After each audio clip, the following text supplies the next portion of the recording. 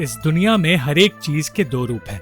खूबसूरती भी एक ऐसी चीज है जिसके दो रूप हैं और खूबसूरती के लिए अक्सर एक कीमत चुकानी पड़ती है। ज्यादातर औरतों को सिर्फ खूबसूरत होने की वजह से परेशानियों का सामना करना पड़ता है।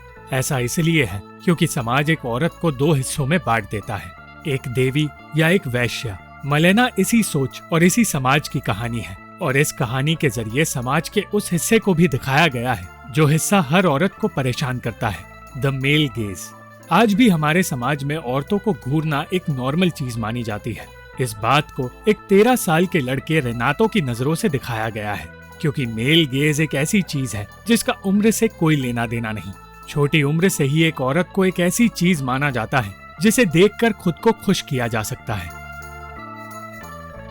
ये फिल्म मलेना नाम की औरत के बारे में है जिसका किरदार मोनिका बेलुची ने निभाया है, मगर इस औरत के बारे में हमें जो कुछ पता चलता है वो रेनातो की नजरों से पता चलता है।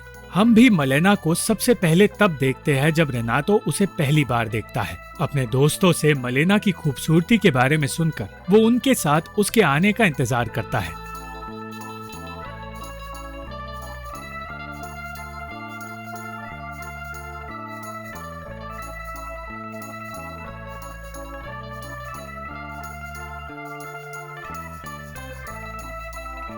रेनातो भी दूसरों की तरह मलेना को सिर्फ किसी चीज की तरह देखता रहा और मलेना एक ऐसी इंसान थी जिसे सिर्फ घूरा जाता था, कभी कोई उसे समझना नहीं चाहता था। इस फिल्म में मलेना बहुत कम डायलॉग्स बोलती है और उसकी कही जितनी भी बातों को हाईलाइट किया जाता है वो सिर्फ दूसरों के नजरिए से किया जाता है। रेनातो की नजरों से हम मलेना की खूबसूरती के साथ साथ उसकी पूरी जिंदगी देखते हैं और हमें ये समझ आता है कि खूबसूरती एक ऐसी चीज है जो लोगों के लिए या तो शराब की तरह नशीली होती है या फिर जहर की तरह जानलेवा।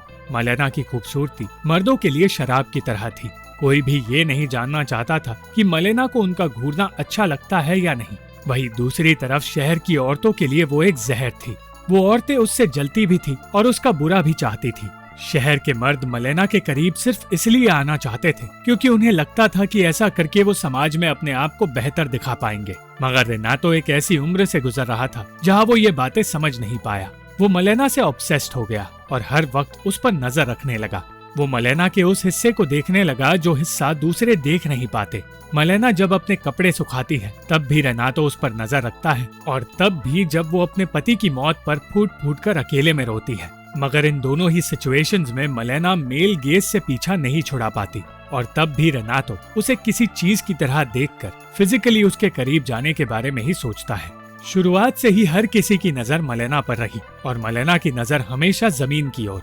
वो बिना कुछ कहे चुपचाप नीचे देखकर चलती है और इससे हमें ये समझ आता है कि एक औरत के लिए ये सब कुछ डर और शर्मिंदगी से भरा होता है। मलेना का पति एक सैनिक था जो दूसरे देश में एक जंग का हिस्सा बना हुआ था, इसलिए मलेना अकेली रहती है और उसके लिए सिर्फ उसके बूढ़े पिता एक सहारा थे। उनके अलावा कोई भी मलेना को एक इंसान की तरह देखता नहीं। उसे बुरी नजर से देखा भी जाता था और उसके शरीर के बारे में घटिया बातें भी बोली जाती थी। मलेना फिर भी अपने आप को संभाल रही थी और अपने सेल्फ रिस्पेक्ट के साथ हर एक परेशानी का सामना कर रही थी। मगर उसने हार तब मानी जब उसे अपने पति की मौत की खबर मिली। जब मलेना दुखी होकर फ्यूनरल पर नहीं गई तो शहर वालों ने उसके बारे में बातें करना शुरू कर दिया। औरतें कहने लगी कि वो अभी से अपने लिए एक नया पति ढूंढ रही है और मर्द कहने लगे कि मलेना को अब एक मर्द की जरूरत है। मलेना की पवित्रता और उसकी निजी जिंदगी के बारे में गॉसिप करते हुए हर कोई कहानियां बनाने लगा। रेनातो ये सारी बातें सुनता रहा मगर वो ज्यादा कुछ कर नहीं पाया।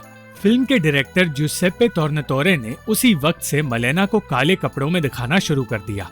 काले कपड़े उसने सिर्फ इसलिए नहीं पहने थे क्योंकि वो अपने पति को खोने का शोक मना रही थी, बल्कि इसलिए भी क्योंकि इसी के साथ उसने अपना सेल्फ रिस्पेक्ट और हिम्मत दोनों खो दिए थे। लोग उसके सामने उसके लिए दुख जताने का नाटक करने लगे और जैसे ही वो उनसे दूर जाती थी वो उसके शरीर के बारे में बातें करने लगते। मलेना के पिता जो कि एक टीचर थे, उन्हें एक चिट्ठी के जरिए किसी अनजान इंसान ने ये बताया कि उनकी इज्जत मिट्टी में मिल गई है क्योंकि उनकी बेटी शहर के हर मर्द के साथ अफेयर रख रही है। इस चिट्ठी की वजह से उसके पिता ने स्कूल भी छोड़ दिया और साथ ही मलेना को घर से बेदखल भी कर दिया। अपने पति की मौत के बाद से ही मलेना की परेशानियां बढ़ती गई। शहर की औरतें अब बिना डरे उसके बारे में घटिया रूमर्स फैलाने लगी। मलेना को एक गुनहगार ठहराया जाने लगा और इस इल्जाम के खिलाफ लड़ते हुए एक वकील ने उसका साथ दिया। केस लड़ते हुए उसने सबसे कहा कि मलेना का गुनाह सिर्फ ये है कि वो एक बुरी किस्मत वाली अकेली और खूबसूरत औरत है। उसका सबसे बड़ा गुनाह ही खूबसूरती है, जिसकी वजह से उसने ना सिर्फ शर्मिंदगी को सहा बल्कि अपने पिता का प्यार और भरोसा तक खो दिया। मलेना इस कानूनी लड़ाई को तो जीत गई, मगर वो अपनी निजी लड़ाई को हार बैठी जब उस वकील ने पैसे लेने के बजाय मलेना के साथ जबरदस्ती की। हालात इतने बदतर हो गए कि मलेना को अब शहर का हर इंसान एक प्रोस्टिट्यूट मानने लगा। मलेना को काम मिलना बंद हो गया, जिसकी वजह से उसे 2 वक्त की रोटी के लिए अपना शरीर बेचना पड़ा।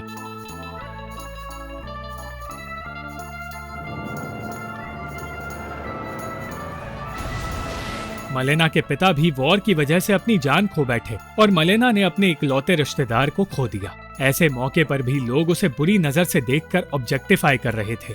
यहाँ बात आती है एंटाइटलमेंट की, यानी कि हकदारी की। समाज में मर्द अपने आप को हकदार समझता है।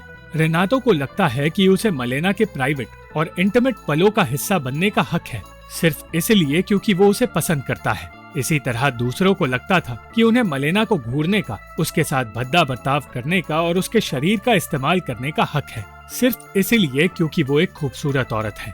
मलेना ने आगे जाकर एक फैसला लिया जिसने उसके लिए सब कुछ बदल दिया। ये बदलाव दिखाने के लिए मलेना ने अपने बाल काटे। ये कहा जाता है कि इंसान की यादें और उसका अतीत उसके बालों में होता है, इसलिए एक फिल्म में बाल काटने के फैसले को एक विजुअल मेटाफर की तरह इस्तेमाल किया जाता है, ये दिखाने के लिए कि एक कैरेक्टर अपनी जिंदगी में बदलाव ला रहा है।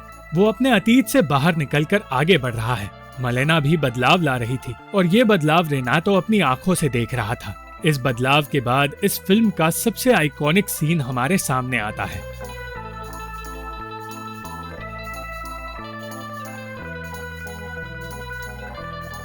मलेना एक नई पहचान लेकर शहर के सामने आई और इस बार वो उसी रूप में आई जो रूप उसे शहर वालों ने रूमर्स के जरिए दिया था।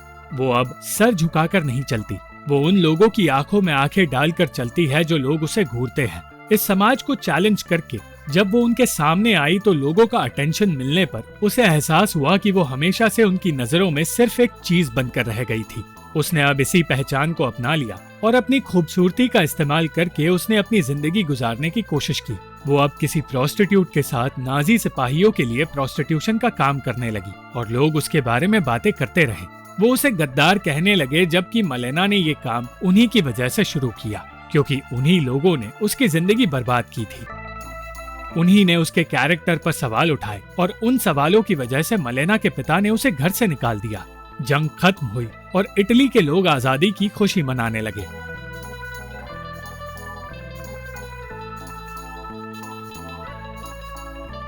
मगर इस खुशी की आड़ में शहर की औरतों ने मलेना को सजा दी और ये सजा उन गुनाहों के लिए दी जा रही थी जो उन्हीं ने मलेना के सर पर थोपे थे। अपने अंदर की जलन को उन्होंने नफरत बनाकर मलेना को टॉर्चर किया और उसके बाल काट कर कहने लगे कि अब देखते हैं कौन सा मर्द तुझे देखना चाहेगा। उन औरतों के मुताबिक मलेना का उसकी खूबसूरती के बिना कोई वजूद नहीं और रेनातो चाहे अपने बारे में कुछ भी सोचता हो, मगर वो भी उम्र में बड़े मर्दों से बेहतर नहीं था। वो खुद भी मलेना को सिर्फ अपनी फैंटेसी की तरह देखता था। वो जब मलेना की जिंदगी देखकर रोता था तो वो इसलिए नहीं रोता था क्योंकि उसे मलेना के लिए बुरा लग रहा था, बल्कि इसलिए रोता था क्योंकि दूसरों की तरह उसे भी लगता था कि उसका मलेना पर हक है। मलेना के साथ जो कुछ हुआ उसके बाद वो छिपते छिपाते उस इलाके से निकलने लगी और फिल्म में पहली बार उसे कोई घूर नहीं रहा था। ऐसा इसलिए था क्योंकि उसे टॉर्चर करके शहर की औरतों ने उसकी खूबसूरती उससे छीन ली। रेनातो उसे जाते हुए देखता रहा और उसका अकेलापन साफ नजर आने लगा। मलेना के जाने के बाद शहर में एक आदमी आया जो कोई और नहीं, मलेना का पति था। वो अपनी पत्नी से मिलने की उम्मीद कर रहा था, मगर अपने घर में रेफ्यूजीज को देखकर वो हैरान हो गया। कोई भी उसे मलेना के बारे में कुछ बताना नहीं चाहता था। एक आदमी ने बहस करते हुए उससे कह दिया कि उसे मलेना को उस जगह ढूंढना चाहिए जिस जगह प्रोस्टिट्यूट्स रहती है। और इस पल के बाद रेनातो पूरी तरह बदल गया। एक चिट्ठी के जरिए उसने मलेना के पति को वो सब कुछ बताया जो उसके साथ हुआ था। उसने बताया कि मलेना को मजबूरी में ये कदम उठाना पड़ा, मगर वो सिर्फ अपने पति से ही प्यार करती है। चिट्ठी पढ़कर मलेना का पति उसे ढूंढने निकल पड़ा और 1 साल बाद मलेना अपने पति के साथ उसी शहर में लौट कर आई जिस शहर ने उसकी जिंदगी बर्बाद की थी। औरतें अब मलेना की बातें करते हुए ये कहने लगी कि अब वो बूढ़ी होने लगी है और मोटी हो गई है।